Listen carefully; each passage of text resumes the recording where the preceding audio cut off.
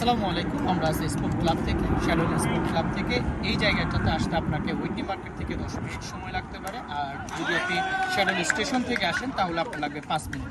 So আমাদের সাথে এখন এক বড় ভাই আছেন, তো বড় ভাইকে আমরা কিছু আমরা এখন ভাইয়ের সাথে কথা বলি। ভাই মন্তব্য, প্রথম ভাইয়ের কাছে যে কোশ্চেনটা আমার আছে সেটা হলো, আপনি এখানে কতদিন যাবত খেলতে আসেন?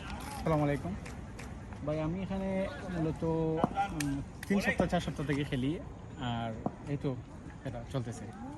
আপনি এই দেশে মানে যখন আসছেন তখন থেকে কি এই ক্লাব সম্পর্কে কি কোনো আইডিয়া ছিল? না, অ্যাকচুয়ালি আমি দেশে অনেক খেলতাম, ক্রিকেট খেলতাম, বা আমি ক্রিকেট লাভার অ্যাকচুয়ালি।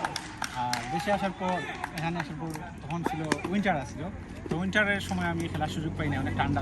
তখন সামারের সময় আমি ভাবছিলাম যে কোথাও যদি সুযোগ পাই, যদি কেউ খেলে তাহলে খেলবো যে কেউ। তারপর এখানে দেখলাম যে না, বাঙালি ভাইরা খেলতেছে, তো বললাম এটা আরও ভালো অপরচুনিটি আমার জন্য। তো ওনাদের সাথে পরিচয় হলো ফেসবুকের মাধ্যমে, তো তারপর থেকে সবাই এখানে এড হয়ে হোয়াটসঅ্যাপ গ্রুপে এখানে এসে খেলতেছি। আসলে যেভাবে আপনি বলেছেন আপনি খেলাধুলার প্রতি অনেক ইন্টারেস্ট, তো আপনাকে যদি জিজ্ঞেস করা হয় এখানে সবচেয়ে ভালো কে খেলে আপনার মতে, আপনি কি মনে করেন? না, একজন স্পেসিফিকভাবে আমি বলতে পারবো না, অনেকজন আছে খেলে, ভালো খেলে।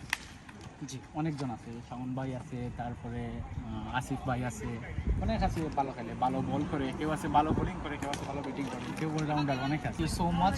আর একটা শেষ কোশ্চেন আপনার জন্য, আপনি অ্যাজ এ খেলোয়াড় আপনি কোন জায়গাটাকে প্রেফার করেন? বোলিং, ব্যাটিং, কিপিং, ফিল্ডিং এবং লেগ সাইড, অফ সাইড, কোন জায়গাটা আপনি বেশি প্রেফার করেন? হ্যাঁ, আমি ব্যাটিং করি আর বোলিং করি। এখানে যেহেতু লেগ ব্রেক আমি বল করি, এখানে যেহেতু বোলিং প্রপার বোলিং না, তাই থ্রো করতে হয়, তাই আমি বোলিংটা।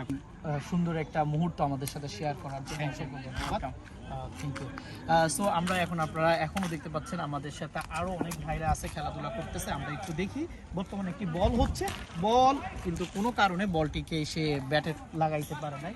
এটা একটা ব্যর্থতা না, একজন ব্যাটার অনেক সময় এটা করবে, স্বাভাবিকতা। আবার অনেক সময় ছক্কা মেরে আউট হবে, অনেক সময় 4 মেরে আউট হবে।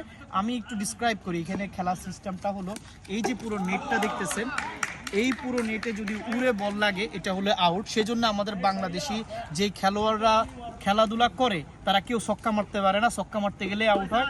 এদের অবস্থা ঠিক এমন অবস্থা হয়েছে। সো আমার এখন ব্যাটিংয়ের সময়, আমি এখন ব্যাটিং করে আবার আপনাদের সাথে